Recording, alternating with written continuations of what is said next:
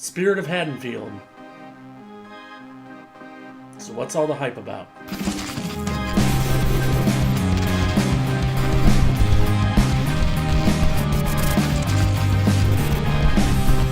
Hello YouTube, it's DJ here from Dead Jester Circus, and I've been seeing a lot of buzz lately about this new fan film called The Spirit of Haddonfield.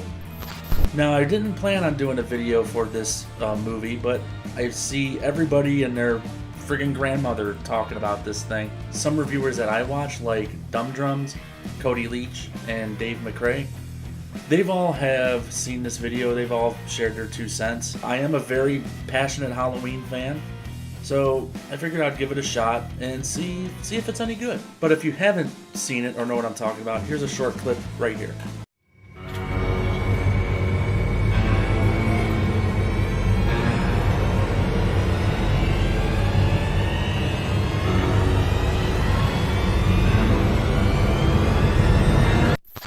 Now, I'm not going to go ham on it. I'm not going to really just rip this movie apart.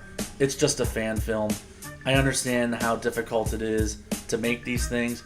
I'm an indie filmmaker myself, and so I know how working with a very little budget or no budget at all, how handcuffing that can be when it comes to making something like this.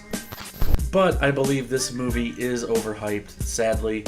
I think that has a lot to do with the fact that Womp Stomp Films are associated with it, and they were the same ones that did the outstanding fan film Never Hike Alone, which, if you have not seen that movie, I highly suggest you go and watch it. Very good flick. So having their names associated with this project, I think people just kind of were naturally just like, oh my god, this is great, this is great, this is great.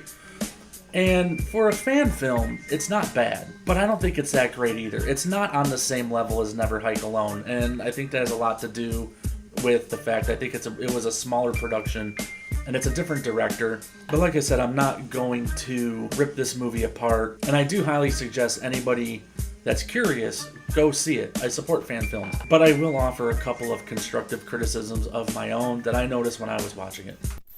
Number one, I loved the intro.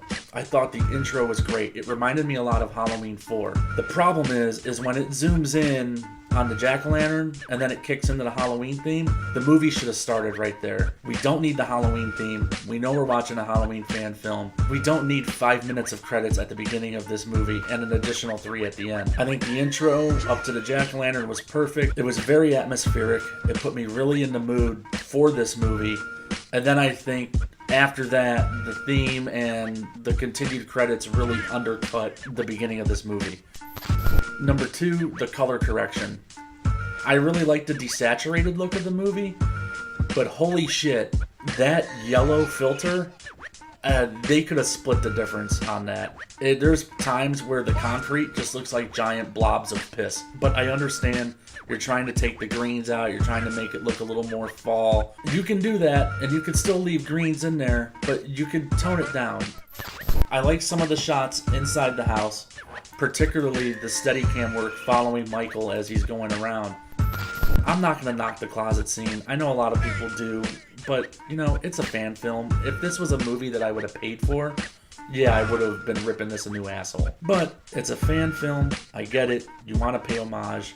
That's fine. And for what it's worth, they did a pretty good job.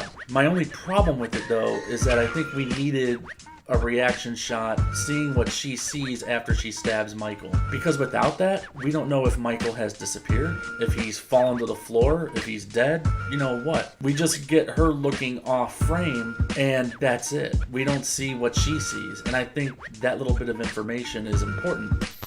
And then I'll spoiler it here at the end, so if you want to see the movie, you don't want to be spoiled for the end, please stop now, go watch the movie, come back. I thought the bit with the friend at the end it wasn't that great. I think it could have been set up better. I know we see early on, our main character gets a text message that her friend is coming over. And then at the end of the movie, when our lead actress thinks that Michael is still rummaging around through the house, she jumps out and stabs. But she stabs her friend in the neck. The one thing I don't understand about this is normally when a person would walk into somebody else's house and if it looked like nobody was home, somebody would be talking. They would be like, hello? Anybody here?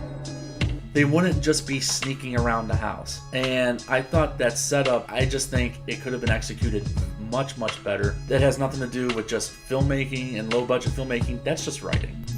I understood what they were going for, and I appreciate the twist, but it didn't resonate with me. Actually, when I first saw it, I was kind of confused. I mean, that's it. This is a short review. Like I said, it's a fan film. Nothing more, nothing less. This is definitely not on the same level as Never Hike Alone, which I think was a much better and more polished film. As a Halloween fan, I appreciate these kind of fan films. I think they're fun to watch. I just think the hype could be tempered with this movie. I don't think it's anything beyond what it is. But that's my bullshit 10-cent review of The Spirit of Haddonfield. Like I said, if you haven't seen it, go check it out. Go support indie filmmaking like this, even if it's on a fan film. Go support it. Go show them some love. If you like it, you don't like it, hey. If you haven't already liked and subscribed, please like and subscribe below. Just right below, like and subscribe. We got more videos coming. Got some Halloween stuff coming in a week. Like I said, my ranking video. And once the new movie drops, I'll be doing a review of that too. So yeah, go support indie filmmaking, everybody. Adios.